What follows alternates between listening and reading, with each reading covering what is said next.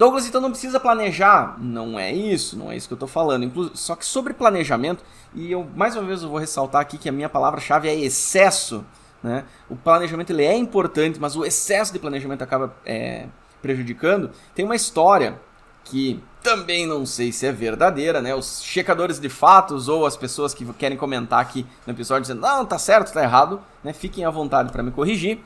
Mas tem uma história que diz que lá na Copa de 58, né, durante a preleção no jogo contra a antiga União Soviética, o técnico brasileiro Vicente Freola reuniu os jogadores e combinou como é que ia ser a estratégia do jogo. Segundo um jornalista, foi mais ou menos assim. No meio de campo, o Newton Santos, o Zito e o Didi vão trocar passes curtos para poder atrair a atenção dos russos. O Vavá vai puxar a marcação de defesa deles, caindo para o lado esquerdo do campo. Depois da troca de passes no meio de campo, repentinamente a bola seria lançada pelo Newton Santos nas costas do marcador do Garrincha. E aí o Garrincha vai vencer facilmente o seu marcador, porque nisso que ele é bom, ele dribla, né? E ao chegar na linha do fundo, ele ia cruzar a bola na direção da marca do pênalti, o Mazzola ia vir de frente e numa grande velocidade, já sabendo onde a bola ia ser lançada, e faria o gol. Simples assim, olha só, né? Que estratégia maravilhosa. E aí o Garrincha lá estava com a camiseta pendurada no ombro, nem estava dando muita bola para a pré-eleição, ele vai lá e na natural simplicidade dele, pergunta, beleza, seu Freola, mas o senhor já combinou com os russos? Né? Então isso já está combinado com os russos. Então o planejamento estava perfeito, estava maravilhoso o planejamento do técnico Freola. Agora, né, tem toda uma série de situações que podem acontecer que podem vir inviabilizar o planejamento. Ou seja, quando a gente quer planejar excessivamente, muitas vezes a gente vai acabar, inclusive, nem tentando, porque a gente já planeja tudo, isso não vai dar certo porque isso, porque aquilo. Então a gente precisa evitar esse planejamento excessivo, né? E aí a experimentação em pequena escala, né? Também conhecida no mundo, principalmente das startups, como o produto mínimo viável, acaba ajudando você a testar esse conceito e aí fazendo esses ajustes necessários. Então você vai lá, vai jogar uma partida e vai tentar de novo, vai jogar outra partida e vai tentar de novo. De preferência amistosos, né? Estou usando aqui um vocabulário muito do futebol devido a esse exemplo recente, mas amistosos que não comprometam, né, todo o futuro do teu ano. Então, nesse caso, né, da seleção aí de 58, tem essa história. Eu acabei de dar um exemplo para você sobre se você quer abrir um restaurante, por exemplo. Isso funciona para qualquer negócio. Eu quero abrir um açaí, eu quero abrir uma pastelaria, eu quero abrir uma indústria de algo que é muito demandado pelo mercado no momento. Tudo isso envolve significativos riscos financeiros e é por isso que muitas vezes as pessoas desistem antes de tentar, porque o risco é muito grande. Então uma das formas de você poder ir lá e dar esses passos que são tão importantes para o seu crescimento, para o seu desenvolvimento, é poder se estruturar para errar, né? Poder se preparar para errar. Ou seja, se você vai lá, de repente você tem ali a possibilidade de investir 100 mil reais num negócio. Espero que esses 100 mil reais não sejam uma reserva financeira que você está guardando para a faculdade do seu filho ou algo para tempos, né, sombrios aí que daqui a pouco a gente não tem como prever. Né? Então você não pode ir lá e torrar todas as suas reservas para ir lá e tentar esse negócio. Douglas, mas não é para eu perder o medo de errar, o episódio do podcast é isso? Sim, mas aí o interessante é você ir fazendo essa experimentação controlada, essa experimentação calculada. Mas eu tenho dinheiro, ok, né? Você pode usar esse dinheiro, não tem controle sobre o que você faz com as suas finanças, mas é importante que você tenha consciência de que você deve estar estruturado para errar. Então se você tem lá, que nem eu digo, 500 mil reais separados e você quer investir 100 mil em um negócio, é uma coisa. Agora você tem esses 100 mil guardados para qualquer imprevisto, qualquer situação, você vai colocar esse dinheiro, aí eu acho um pouco arriscado. Tem pessoas que fazem isso.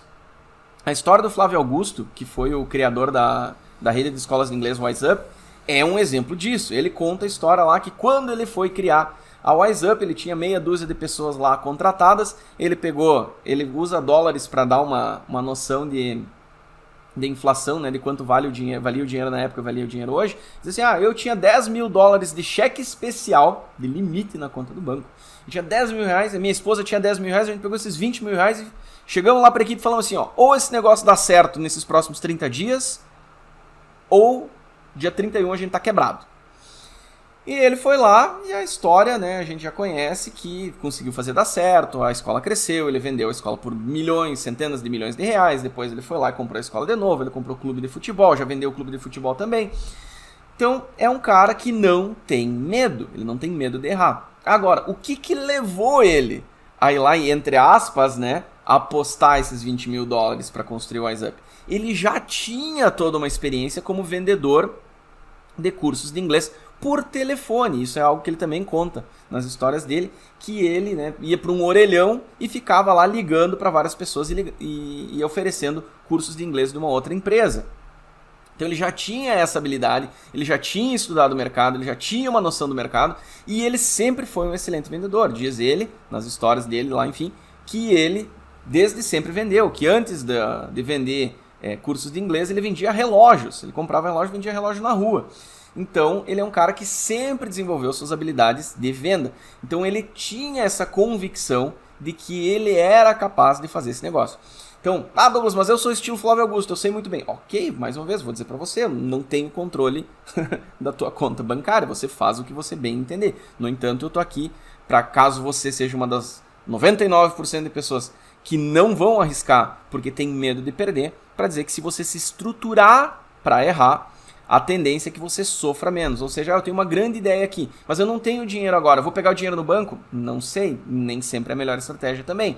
Então, eu vou guardar esse dinheiro. Douglas, mas eu queria fazer um negócio agora. Esse é o grande problema da maioria das pessoas. Sejam empreendedores, sejam consumidores. Enfim, eu quero agora.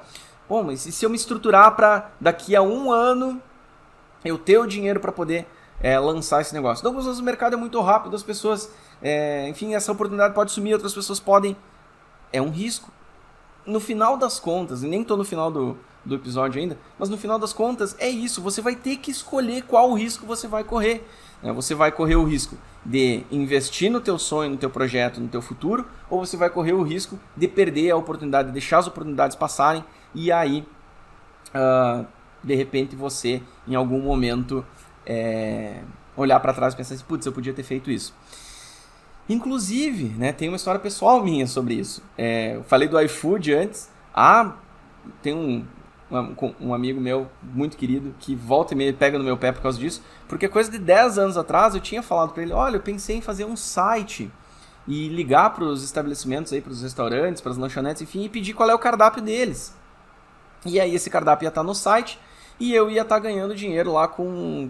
ia ter muito acesso no site, eu podia botar uns anúncios, eu podia daqui a pouco cobrar das pessoas que queiram que as suas lanchonetes, restaurantes, enfim, estejam no topo. Então era uma ideia que eu tive há 10 anos atrás e eu acabei não apostando nela. E aí hoje existe iFood, existe 300 aplicativos aí de comida.